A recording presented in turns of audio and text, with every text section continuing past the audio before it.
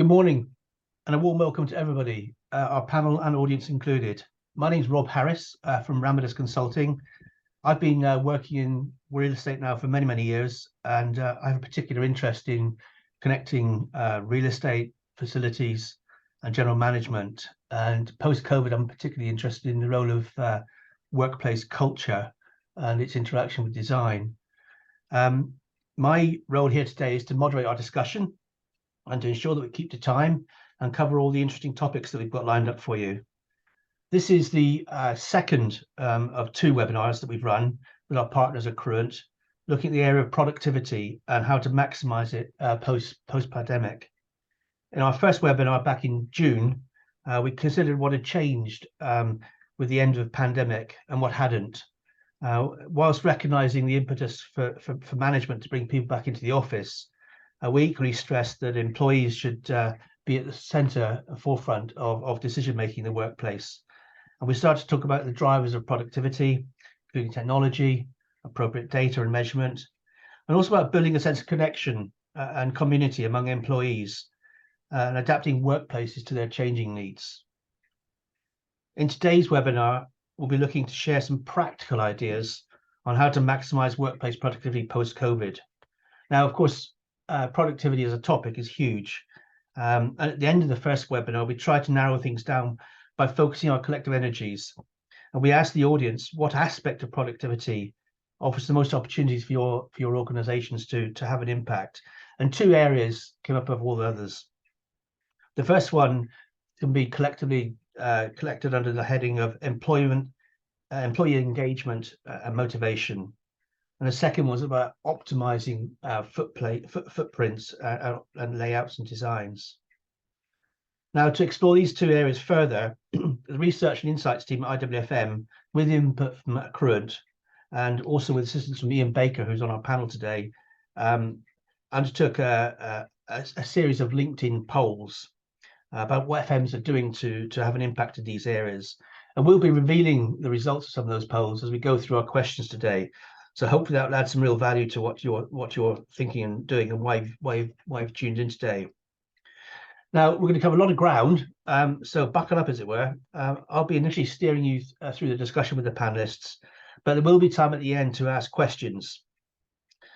So if you'd like to ask questions during the process, put those into the Q&A box and not into the chat function. And if you want to remain anonymous, remember to then please type anon before your question. So that's the preliminary introduction.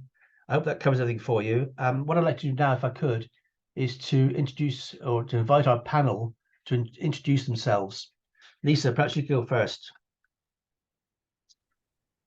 Sure. Thank you so much, Rob. So Lisa Del Percio, Vice President of Sales Accruent for our Workplace Solutions, have been with the company for a couple of months and coming from our sister company. Really excited to be here today with you. We have definitely seen productivity, or what we call productivity change since pre-COVID to post-COVID, and what the new generation entering the workforce is looking for in terms of balance in office versus working from home, and how their productivity is impacted by that, right? And trying to get the right workforce, and have been supporting companies really in managing their workspace, so their actual real estate space, to help support how that's changing. Thank you so much for allowing me to participate today. Thanks, Lisa. Ian? Yeah, good morning.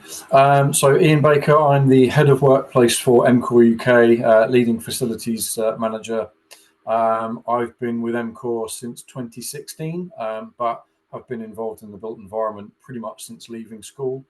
Various jobs working as a project manager in housing, quite a range. So I've been in workplace since 2016, 2017, so a pre-pandemic workplace person. So I'm quite interested to see how the pandemic changed everything.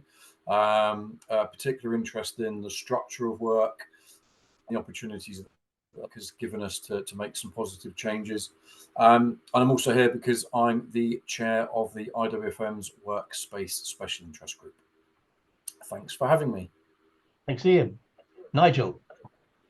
Morning, everyone. I'm Nigel Osland. I'm an environmental psychologist. a workplace strategist, a change manager, and a researcher. I've had my own business for 12 years, but for over 25 years, I've been helping organizations transition to what was now called hybrid working, but will certainly be called smart working, new ways of working, flexible working, agile working, whatever you want to call it, over all those years. I started life as a researcher as well. So I like to bring research, and I still conduct research, and I like to bring evidence to the debate, the discussion, and to helping my clients. Fantastic. And last but not least, Hannah. Thanks so much. Hi, everyone. My name's Hannah Wilson, and I'm a senior lecturer in Liverpool John Moores University, and I lead the DBA programme here. That's kind of like the day job, and the fun bit as well is the research. And I'm a workplace psychologist, so I'm really interested in people's experiences in the workplace and how we can bring together kind of the psychological aspects and the design and management of workplaces and that interaction between the two. So yeah, thank you so much for inviting me to be here today. Thank you. Thank you. What a great panel. And I'm really looking forward to this discussion today. Before we get into the meat of it, as has become traditional over the last 3 years, we're going to conduct a poll, both at this stage of the discussion and at the end, to see how views might have changed. Now, the poll is going to be revolved around one question, which I think will come in front of you very soon. And the question will be, how important do you rate the following in terms of optimizing productivity and engagement in the workplace? Now, there are 6 options there. And what we'd like you to do is to choose 3 and to submit your answers. So how important are the following in terms of optimizing productivity and engagement in the workplace? Take your top 3, pop them into the poll, and then we will run this again at the end and hopefully see whether or not things have changed. Leadership and culture, these are not in order, of course, 1 to 6. Leadership and culture is there. Work function, which is about the role and your workload and personal circumstances and so forth. The design of the workplace itself, the facilities, services, and amenities that are offered there, the technology and connectivity that's provided, and specifically your health and your home and your well-being at the bottom there. So choose your top 3 in terms of how each of these can optimize productivity, and we'll run the poll again at the end. Good. Well, I hope people have now voted on that, and we shall see the results later on. Now, I'd like to begin the discussion, if I could, with an overall overview from our panelists. We're now firmly in the post-COVID world. I think 12 months ago, we wouldn't ever seen that coming, but we are now in a post-COVID world, which of course has changed the rules of engagement, which is why we're all here today. Change the rules of engagement about working patterns, about management, and how we occupy spaces. Now, I'd like to ask the panelists, if they could, to express what they think are the most important priorities for those charged with optimizing use of workplaces today. What are the most important priorities post-COVID for bringing and enhancing workplace productivity? Maybe I could begin with you, Nigel, to kick this one off for us as an overview for the discussion. Sure, thank you. Thanks, Rob. For me, I think the thing that I keep seeing coming through is that tricky balance of working from home, working in the office. What is the right balance? Is it the same for everyone? Is it the same for every organization? I think some organizations are struggling to get people back to the office and they want them back in the office. And others are struggling with the opposite. They've got people coming in, but they haven't got enough space and so on. So I think it's the balance. It's how you allow people to be productive when working from home. What are they doing there that makes them productive? But also, how do we enhance productivity and engagement back in the office? Nice and succinct. Ian, I know this is close to your heart. What are your thoughts? Yeah, thanks. I was reading back through some stuff that I'd written early days of COVID, and one of the things I'd been quite keen to point out was about employee relationships. And the thing that I find really important at the moment, that has been the case all the way through, is asking people what their priorities are, and focusing on creating that good relationship with that employee, rather than as we have seen people either knee-jerk reactions saying like everybody back, or the office is dead, the office is not dead. And I think that if we can focus on trying to create good relationships with people that have obviously been out of the office for a very long time and still are still out of the office for a long time, then that's going to help get the right decisions made for both the organization and for the employees going forward. It's extraordinary how often you hear the word relationships now in these discussions, because pre-COVID and back in the sort of 90s or whatever, it was about managers and doers, wasn't it? And you did what you were told to do and got on with your job, and you went to the office in the morning, left in the evening. And now it's all about, the balance has really shifted, and it's all about relationships and building networks. So fascinating. Yeah, I think, just jumping on, I think that's because when we're looking at what we've done with back-to-back Teams meetings, work has become very transactional. Yeah. And so, to focus on that relationship aspect rather than just back-to-back Teams and doing what you're told, I think that's quite important. But it really does raise questions about the skill sets we require now, isn't it? In terms of facilities management, for example, it's not about delivering hard services anymore, even soft services. It's about delivering relationships, isn't it? So it's kind of interesting focus. Hannah and Lisa, Hannah, firstly, what are your thoughts on this as an overview? Yeah, so kind of building on what Ian and Nigel have said, really, understanding what your employees need, understanding what motivates them, what drives them, and their different circumstances, and really getting an understanding of that, so that you can understand how to approach hybrid, how to support employees, but also recognizing that the organization has needs as well, what's going to work for within the context of the organization, but prioritizing what the employees need, and also building on that as well. If we're thinking about what the individuals need, also bringing people together as well. Ian mentioned about relationships as well. How can we bring those people together who might be working separately, just like across different areas, continents, in fact? How can we bring them together to work under an organization? How can we develop a community together? And I think that's something that we're really looking for. We talk about relationships and increasing social contact and, building social relationships, but how do we go about doing that as well?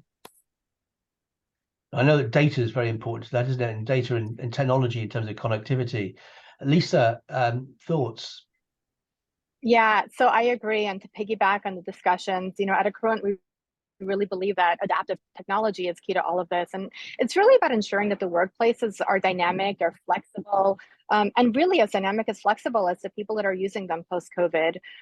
We're seeing a heightened emphasis on smart workplace design, robust facility services, amenities, and also understanding what that balance is, right? Knowing who is in the workplace and when, so that you're even able to optimize.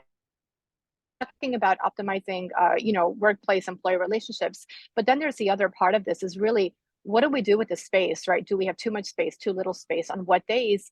And we're seeing some companies, even, leasing some of that space, right, on days where they know employees are not in. But more and more, I think Nigel, hit the nail on the head with this, right? You've got some companies that are really pushing for employees to come into work, while others are balancing that mix, and then others are perfectly fine with remote. And it's understanding that key challenge of, how do you create that benefit for all of them, while at the same time, optimizing that facility space to give those who are coming in, and it's a new generation of employees, to give those who are coming in an optimized, work environment. So we're moving from a world where it was a sort of a one suit fits all, in terms of you arrived at work at 9, left at 5, and everybody operated in the same environment, to a much more complex world, isn't it? Where we're not all in the same place at the same time. There's variability in workspaces, workplace needs, and the skill sets that are required to deliver all that are different to what they were before. With all respect to our industry forebears, there's a softer set of skills that need to come through now. That's particularly interesting. Any further thoughts on skills? Because I think it's going to be crucial going forward in terms of, we're moving into sort of like a hospitality industry, aren't we, rather than an office production factory scenario. So it's about hospitality, and I think I know Nigel's done quite a lot of work in terms of how you sort of, bring that service to the fore. Any thoughts, Nigel? Well, no, I was just going to raise the same thing. It's interesting how over the years, I think facilities management has borrowed from different sectors, different industries, and certainly some of the clients I'm working with now, I mean, the big topic always is hospitality, food, food and beverage. Yeah, these seem to be the things. How do we make our people comfortable? How do we make them feel like they're needed, they're wanted? How do we attract them back to the office? And this is all about user experience, occupant experience, and creating an environment that is attractive to people. So yeah, interestingly, it's not kind of, I mean, it hasn't been for years, but it's not about blue collar kind of maintenance. And I mean, that kind of has to happen, but that's shouldn't be seen. It just needs to happen. But the stuff that you see is definitely borrowed from the hospitality and even the retail industries. Of course, the flexible space market's been banging its drum for up to 10 years now, hasn't it? And that's but interesting news, isn't it? With WeWork and so on. Well, yeah, but I think they're the exception that proves the rule, because their business model was questionable. Let's put it that way. Yeah. But the sector as a whole continues to expand very rapidly, and it's offering services at the front of its offer. So yeah, you're right. Again, it's that alternative, attractive. What they're very good at as well, and some organisations are good at it too, is matching the offer to their employees, and of course they choose their employees based on the offer as well. The workspace supports the culture, supports the leadership. They attract the right people. That's when you get that kind of environment that works really well. When you've got a mismatch, I think is when you start to see the cracks appear. Good. Rob, I just wanted to add to that kind of discussion, because I absolutely agree with that. And if you look at how FM is positioned in different regions across the world, for example, Netherlands is very much positioned as the service sector, and that's how they teach it. It's taught a lot earlier as part of that kind of service industry, and I think that's just a really interesting direction for how FM is going. It's, if we're talking about skills and skills development, perhaps like looking at the earlier generation and positioning it as that as well as just what we're delivering. Absolutely. I fully endorse that. Okay, I'd like to move on now, if I could, to maintaining and improving productivity. We will have here the first of our LinkedIn polls coming through in terms of its results. The question is about improving and maintaining productivity through better engagement. And here you see, what is the most important action that you've taken to improve productivity? And the answer is given that overwhelmingly giving employees more control, which is fascinating given what we were just saying about relationships and the switch from management to worker, as it were. Secondly, we've got providing training and resources. And then equal in third place, we've got communications tools and making changes to the workplace, which I suppose is interior design. So those are the results of the headline results of our first question from our first LinkedIn poll. We're going to dive into this a little bit more deeply now with the panel. And as we were saying, really, it's about how we build a value proposition for the workplace. And what I'd like to understand on a practical way is how we can, what are the most important actions we can take to build that value proposition and to build that engagement through that proposition. Perhaps Anna, you finished off the last piece with an interesting segue, really. Could you develop this for us?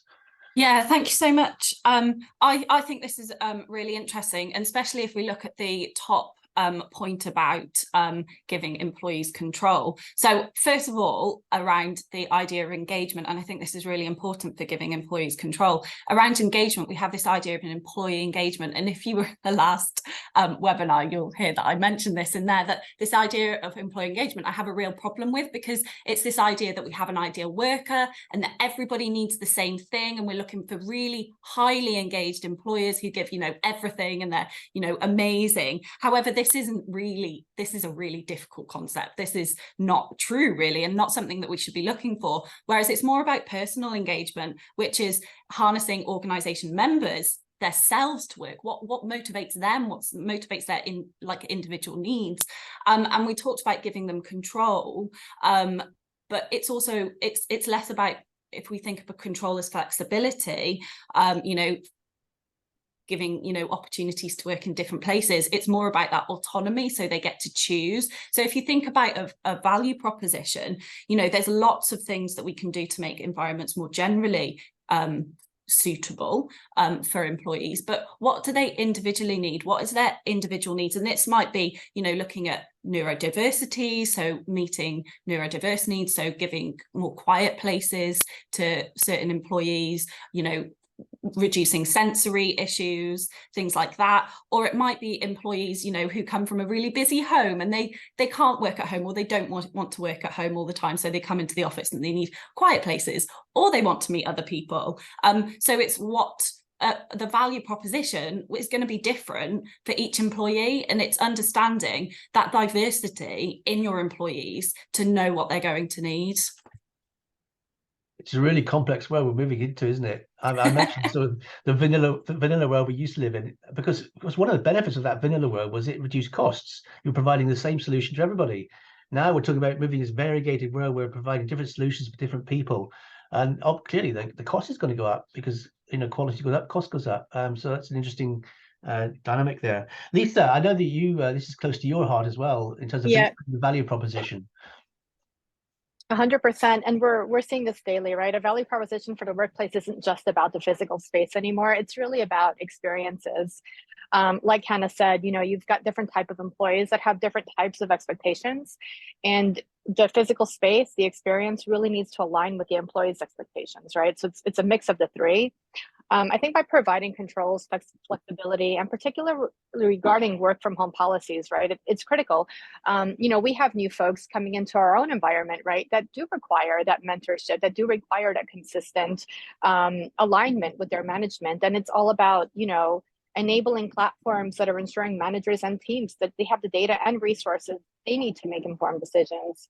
I can give an example. We have a global integration company that faced similar challenges, and through implementing one of our products, they were really able to streamline reservation workflows, right, and optimize space utilization so that they do have that time together where employee and manager are able to, you know, come, or employee and teams, right, various teams are able to come in and be productive, and then also take that productivity and you know, realign it in their own home environment.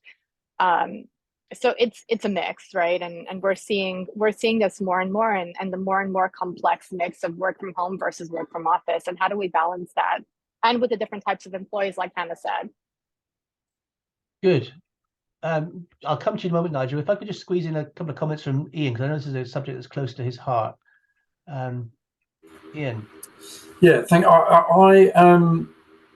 an element for me where we really need to understand why we want the office and what people actually need to use it for. I'm really on board with what everybody said, and you know, it's a really difficult world now that we're trying to align and meet everybody's needs, but at the same time, everybody's needs has to be aligned to the organizational desires, and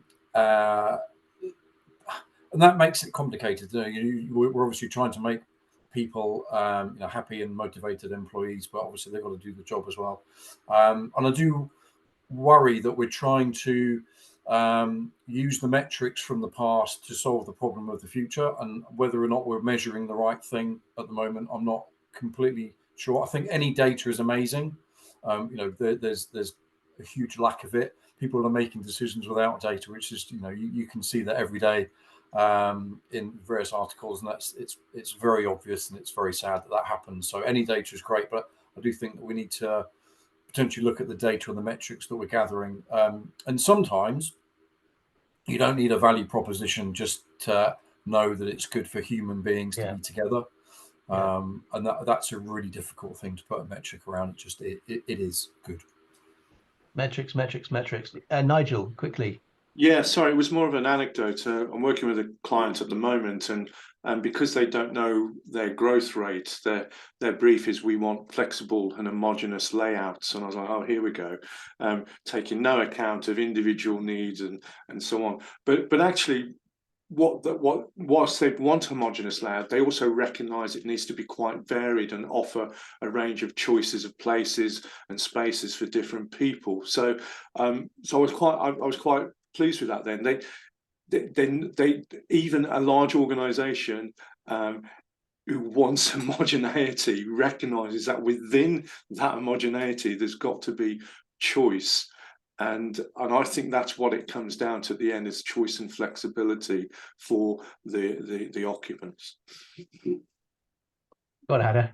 I just want to add a little bit onto that as well, extending that beyond the workplace as well. And if we're thinking about hybrid work and work extending beyond just, you know, the physical space and how we deal with that, I think, and going back to what Ian says about organisations, you know, wanting to meet, you know, what they need as well. There's lots of these mandated, you know, you've got to be in 3 days, work from home 2 days, but they're all mandated, and it's not giving it's flexible because you get to work from home sometimes, but it's not giving that choice. It's not giving that kind of sense of autonomy to employees. So, you know, they feel forced to come in the office. You know, they might have to be on Teams back to back all day in the office where it's noisy, but then, you know, where they could have been far better working from home that day. So I think we need to think, yes, there's the organization's needs, but how can that better meet the employees' requirements of their day-to-day job as well, and give more choice? Yes, flexibility is important, but choice and autonomy over decisions about where to work, about how to work, about when to work. We could talk about this one question all day, and it's fascinating because it really is fascinating because, you know, Hannah, your proposition there is that there's more choice and flexibility for the worker. But my counter to that would be they've got more choice and flexibility now today than they've ever had in the past. And how, and picking up Ian's point, how much of that do you give them before your management feels, rightly or wrongly, that they're suffering through lack of productivity or lack of engagement or whatever? So finding that balance, like everything else we've discussed so far, is going to be different for different departments, different organizations, different cultures. Yeah, fascinating. Some practical advice on that. Very, very welcome. We got time constraints, so I really must go on. Much as I'd like to sort of carry on with that one. But the next area is about building communities, which is a similar sort of area in many respects, about building communication, collaboration. And this is where we have our second result from our LinkedIn poll, which is coming up now. LinkedIn poll result number 2. What is the key to building a sense of community in a more virtual environment? And we've got nearly half here, 42% saying fostering connections, which is what we talked about at the outset there. Upwards of a third about providing collaborative projects and teamwork. Close behind that, shared values and vision, which I think I'd really like to pick up with the panel, and then team building activities. So those are the 4 that our LinkedIn polls come up with. Nigel, perhaps you could kick this off with your thoughts on how to build a community with this virtual world, this hybrid world that we now live in. Yeah, sure, Rob. I mean, and again, it seems to be one of the things I keep hearing again and again. How do we create that sense of camaraderie and connection and sense of belonging in a virtual environment? And the only advice I can offer is it's about how do we attract people back to the office? How do we make the office a destination? Give people a real purpose for coming in, and you can remind them that it's all about the organisation and a particular culture and sense of belonging. And we know that being more present, or a lot of people believe that being more present helps them in terms of progression through their career and so on. So you can talk about all that, but I also think a lot of it, as I said, back to making the office a destination. Why would I pay and give up my time to come into an office? You know, for a lot of us commuting 45 minutes, an hour and a half each way. The office has got to be really good to get people to come in when they can do, or believe they can do, most of their work at home. So it's about creating things like events. So training is a really good one, actually, and training's good because people need more training in the hybrid world, but also it's a good reason for people to come in. Social events. If you've got new joiners, get the new joiners to present about themselves, get them to meet other people, get people to come in and meet them in both the work and social kind of context. It's about clubs. So I've heard people coming in for coffee clubs, bake-offs. It's all the kind of soft stuff, the social stuff. If you're offering a gym, it's got to be better value than people using their local gym. So why would they pay whatever, £30 £50 a day to come in and out of London with food and everything, when they could go to their local gym for £50 a month. Things like, we're hearing about things like creches and childcare. So a lot of people, if we could make that easy for them, then it's more likely that they'll make the trip, they'll come back to the office. So there's all that kind of events and purpose. I personally believe that socializing leads to trust, trust leads to better collaboration and teamwork. So socializing to me is a key element of work, and it seems to be one of the things that people are missing out on. Having said all that, don't forget the stuff that we've already said. You still need the spaces for the people who need to come in and focus and concentrate and work without distractions as well. Otherwise, they'll just carry on doing that at home. Well, I think one of the really important points there is that most companies are small. Most occupiers are small. You know, Yeah. you've got your HSBCs, you've got your Barclays, you've got your Clifford Chance and so on. They occupy many hundreds of thousands of square feet. They can have a gym, they can have a concierge, they can have this, that, and the other. That's fine. They can, well, it's not fine because it's costly, but they can build it into their overall plan. If you're a 30 or 40 or 50% business, you're part of a multi-let building, then you're dependent for those things on being in a physical environment, i.e. an urban quarter where those are provided, or your landlord does them for you. So it might be that in the future, facilities managers are going to be driven to find solutions where their staff can access these facilities, not in their building necessarily, or in their own demise, but within the locale. Sorry. But I think you're right. It could be a model for future buildings. I mean, we're already seeing, obviously, Exactly. you got the retail at the bottom of the towns, but actually building in some of those more social and extramural spaces, I think is possibly a way forward. Ian, do you want to come back in on this one? Yeah, I find it really difficult, the whole building community in a virtual environment. I think that's a real challenge. Everything that Nigel said about doing clubs and social things in person back in an office is absolutely key to that. I mean, a bit of a thing. Conference a few years ago, there was a button. You obviously in conferences, you have coffee breaks and you go and talk to people, and it was Nigel's wife's conference where there was we're all obviously virtual, but there was a button to connect with someone that you hadn't met before. Provided someone else had pressed that button, you just connected. And we were talking about this at work, how that was such a really lovely and easy thing to do, to connect with people that you might not necessarily talk to in your organization just at lunchtime. Have a collaborative bit where you just press a button and you connect to a random person. And I mean, you have to be the right type of person to do that, I guess. But I quite like doing that. And then because you do that when you're in the office, just bump into someone, or make a cup of tea in the kitchen and have a chat with someone, and then you find that you've got a connection, that they might do a piece of work that you're involved in. So you've got to really connect people. That's the most important thing. So yeah, but it's a huge challenge to do virtually, and I really worry that we extrapolate and focus on the people in the workplace today, but we're not thinking about the people that are coming into the workplace. And I couldn't imagine what it would be like as a 20-year-old coming into an environment and be given a laptop and told that you can work from home and there's no one in the office to talk to. I think that would just be that's an appalling start to a career. I think we also have to have some, dose of reality and dose of realism here, insofar as, it could be like next year we're in a deep recession, and office occupiers are laying people off. And then to answer your question, Nigel, about why should I bother going to the office on a 30 quid ticket? Well, it might be to look after your job. So there's lots of things that could happen here. Hannah, Yeah. thoughts? Great, thank you. So this is something that I'm really interested in. I'm researching sense of community, specifically in relationship to workplace loneliness. And the first thing that I want to mention, that although loneliness is a huge issue globally, workplace loneliness didn't actually go increase during the pandemic. So something that we were doing during the pandemic in work, there were things that were working because although it was still a huge pervasive issue, it didn't significantly increase. On that, I think this idea of sense of community, it's not just about bringing people together. It's a really complex phenomena. And there's bringing a little bit of theory in here, being an academic, I'm going to do it. There's 4 elements to think about as well as just that emotional connection. So you have emotional connection, so connecting people to each other.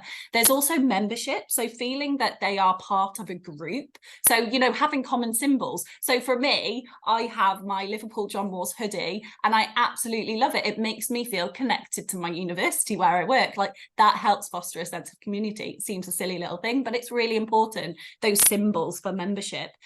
There's the feeling of influence as well. So that you have influence over your job and influence over what happens to the organisation and the direction of the organisation. And then there's also the general fulfilment of needs that you get from the organisation. Does it satisfy what you need as an employee? Going back to that idea of individual needs and making sure that we're thinking about our employees as individuals. So I think it's not just about bringing people together and chucking them in a room and expecting them to develop social relationships. It takes time and commitment to develop this community, which my research found, if you create this sense of community, it can develop this level of relationship quality. So not just people in a room, it really fosters a deep sense of quality in those relationships, which therefore reduces that level of workplace loneliness. So thinking about the complexity of this sense of community, not just putting people into a room and expecting them to interact.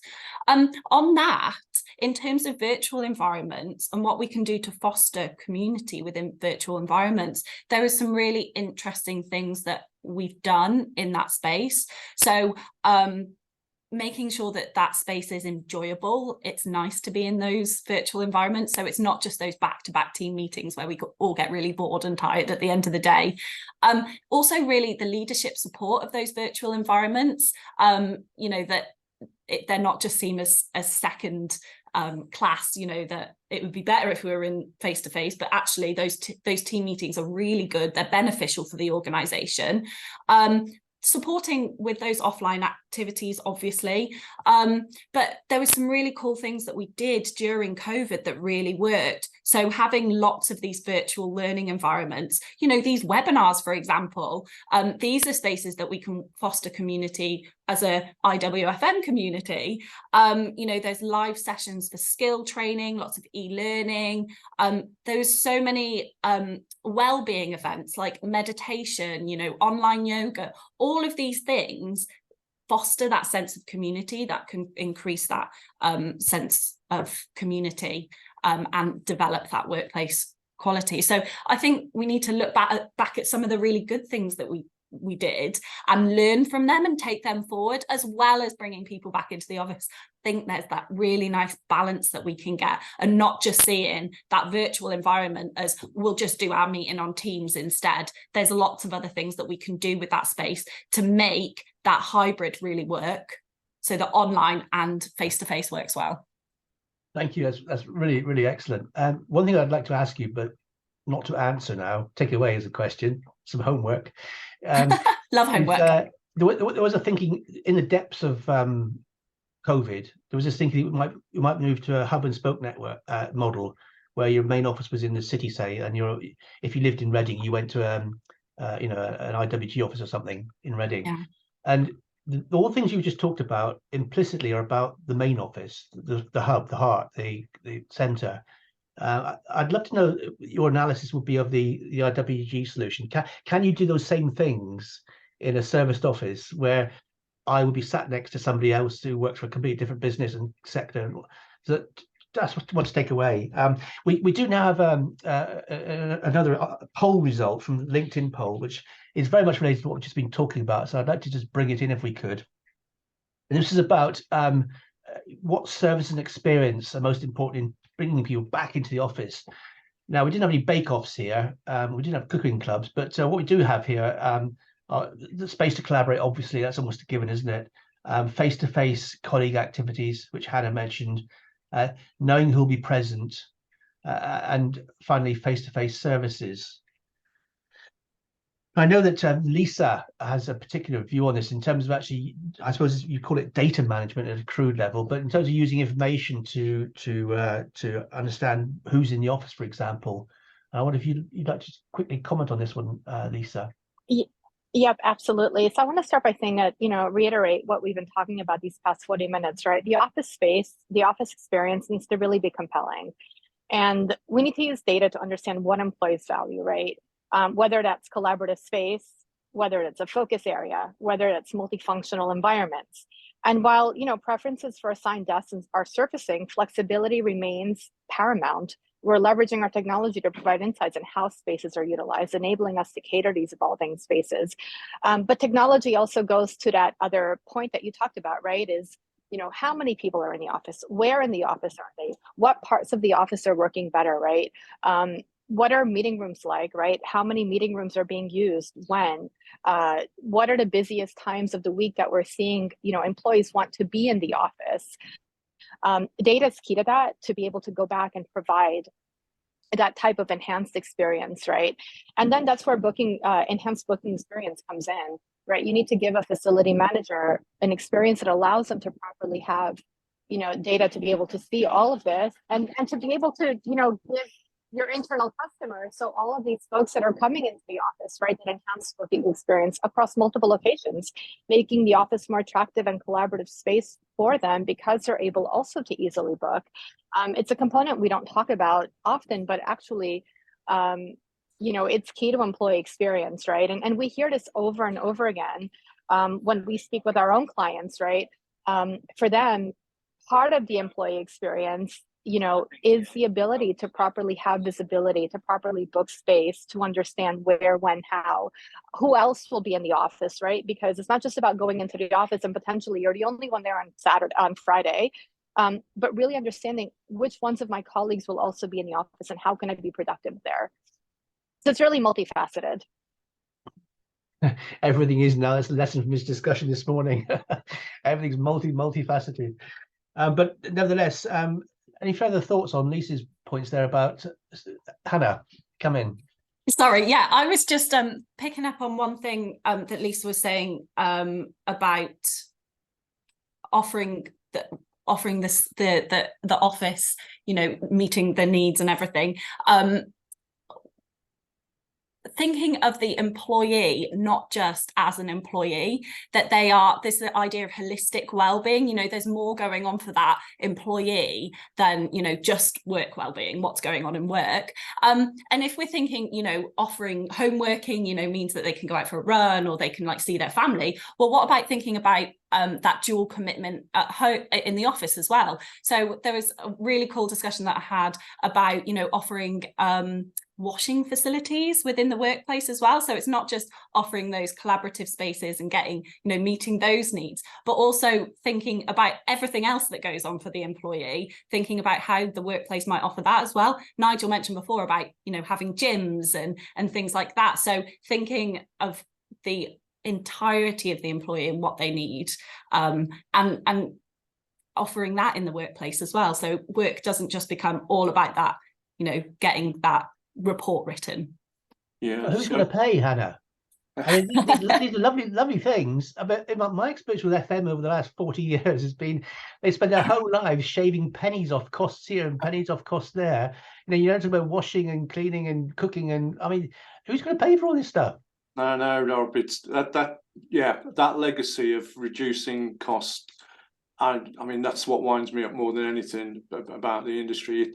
It's not about reducing costs, it's about increasing value. What's the value offer and how do we increase that? And that is by increasing the experience. But Anna, I'm working with an organization at the moment, and they have chiropractors coming in, they have dentists, they have doctors. Yeah.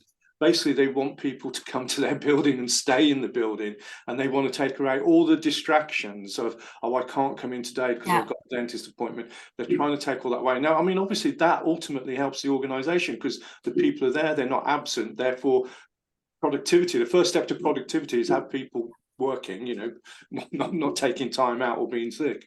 They have health regimes, they're really into well-being. It's all about improving the well-being and performance of the organisation, but it's done for the right reasons. Nigel, two questions for you.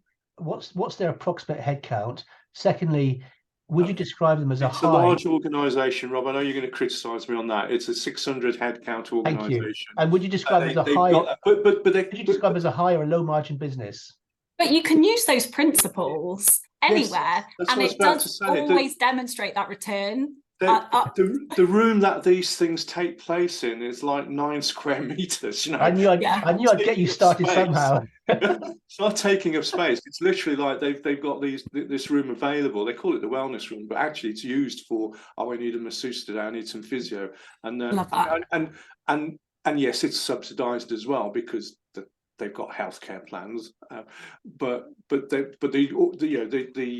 occupants, the employees still pay for that service. Yeah. It's just they've got the convenience of not having to go somewhere near their home and then travel in if they want to travel in for a meeting. They can kind of do it and get it out of the way in half hour rather than spend 2 hours trying to organise that.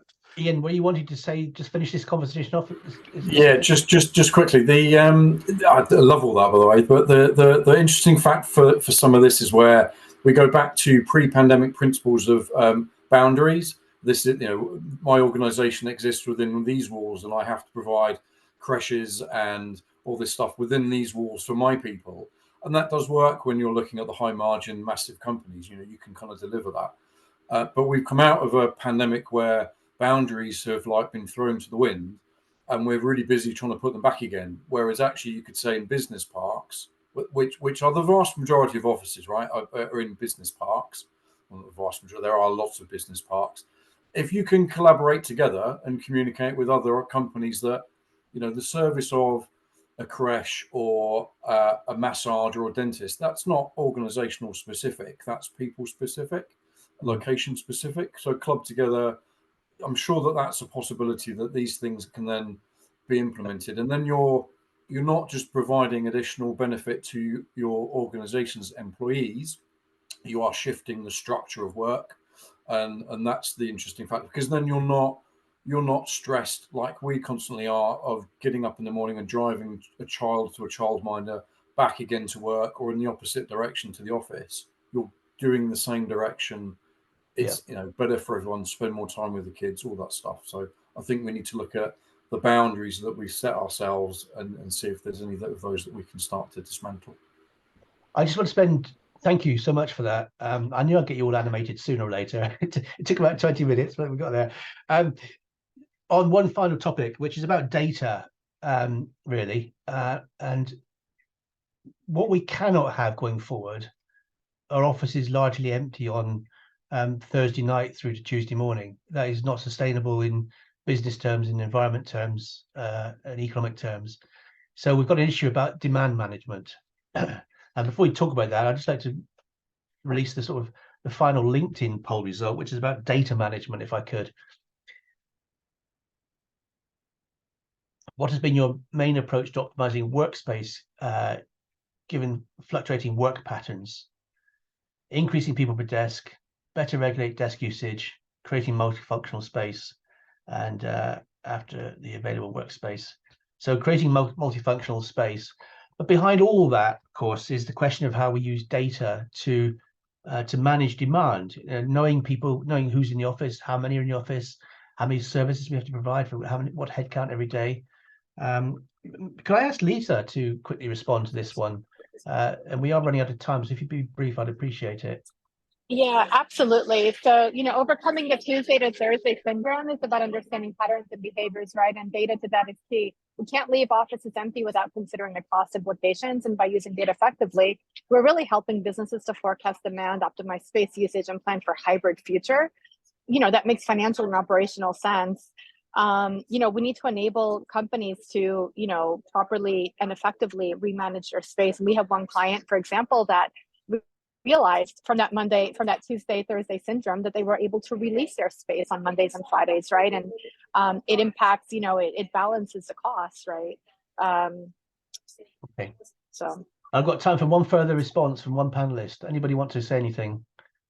I mean, the one thing I would say is, you use that data wisely, and the biggest challenge is how do you assuming you want an office, how do you get people back in on the Mondays and Yeah. the Fridays? I think that's more the challenge, and it goes back to some of the things we've made about having special events or training or whatever on those days. I think the other thing is to recognise the difference between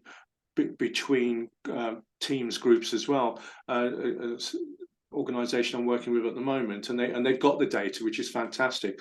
And what they can see is that some groups are just not using their desks. They've got a desk booking system, whereas others just can't find the space, and they've got the data to back that up. It isn't just hearsay, it isn't just anecdotal.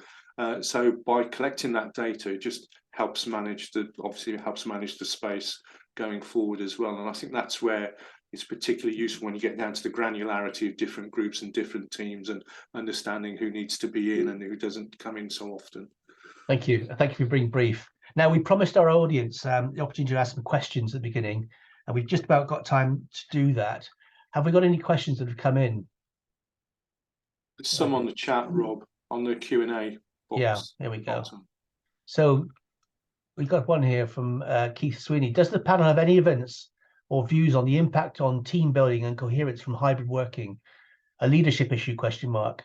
Does this place greater onus on ethics and integrity when recruiting, so that we have a sector that is more ready to be accountable and take responsibility for required staff functions, task settings, and so forth? Ethics and integrity. Nigel, that must be one for you. Well, yeah, I'm not sure, but again,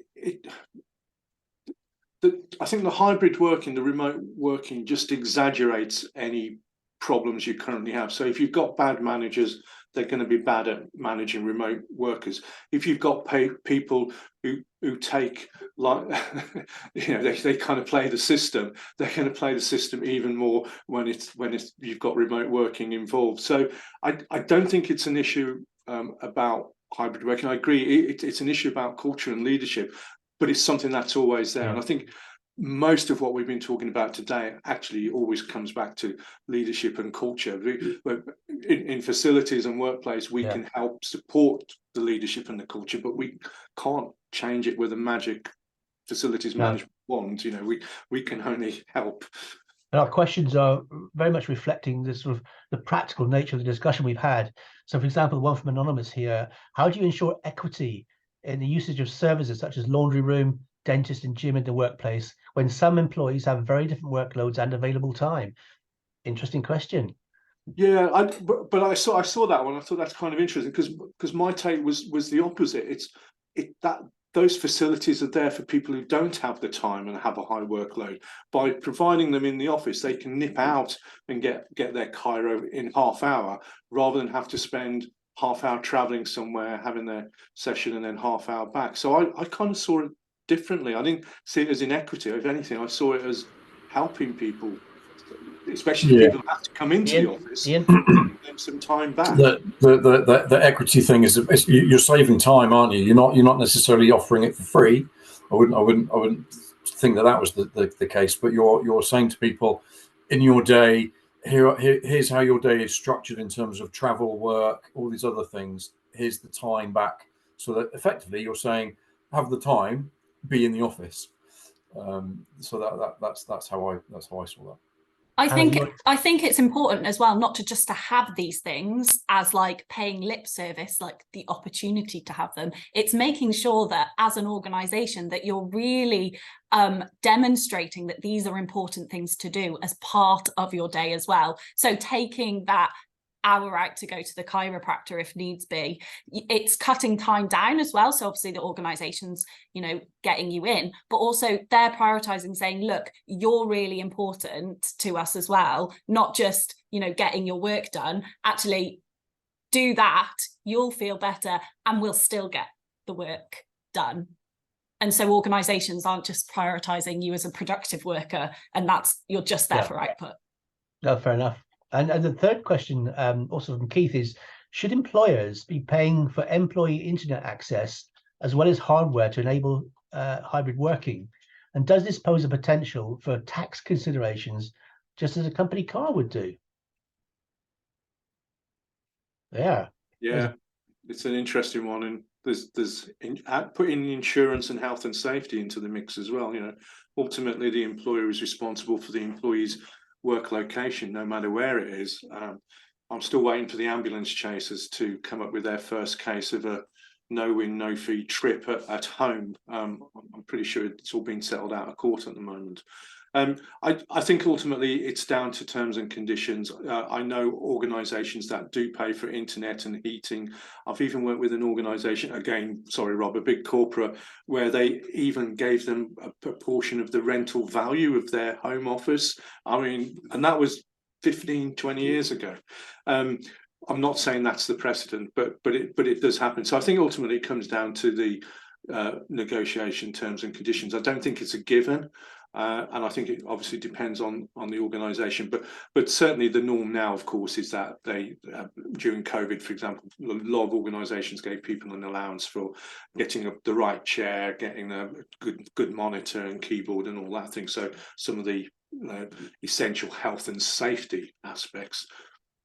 Beyond that, saving on heating and so on, is it a quid pro quo with the travel savings? I don't know.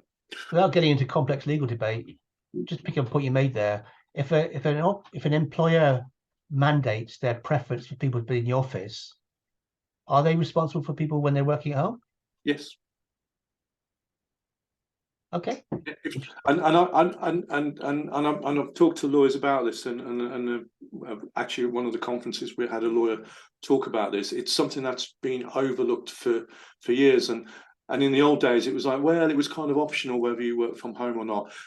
As soon as you get to the stage where you're saying, oh yes, you know, we only expect you in the office 2 days a week, or I would argue, if you're going down a hot desking, unallocated desking route, and you're only providing 40% of the 40% desks ratio to people, then in effect you're saying you can't be in the office every day, and therefore as an employer you are responsible for their setup at home. Before I move on to revisiting our poll, any final comments on the panel on these questions? Okay, let's in that case move on to revisiting our poll. We asked at the beginning, if you recall, to prioritize 3 features of optimizing workplace productivity, and I think we're going to run that poll again now. Here we go. So how important are the following in terms of optimizing productivity and engagement in the workplace? And pick your top 3. And what we'll do then is we'll take this away and we'll publish the results in terms of the before and after of the discussion. I'll just give you a moment to get your votes in there. And respectful of time, we're just about on time, which is fantastic. Thank you. And I mean, for me, it's been a fascinating discussion. We've covered a lot of ground, much more than I thought we would, and it's been very interesting, and some new stuff that's come out. And I particularly thank the panel for their, sticking to their brief of giving some really practical advice on what we need to do as a community to make work happen. So thank you to Nigel, Hannah, Ian, and Lisa for being such brilliant people on the panel. And thanks to you all out there for joining us. And I hope that it provided you with the value you're expecting. A recording will be available for anyone who wants to listen again in the coming days. And do look out for the summary report that I'll be putting together with Nigel over the next few weeks and month, which will be coming out and drawing together the threads from this webinar, the Railway report, and the previous webinar, to bring all those thoughts together and into a single publication. So thank you all once again for joining us, and I wish you all a very good afternoon, and enjoy the rest of your day hybrid working. Thank you.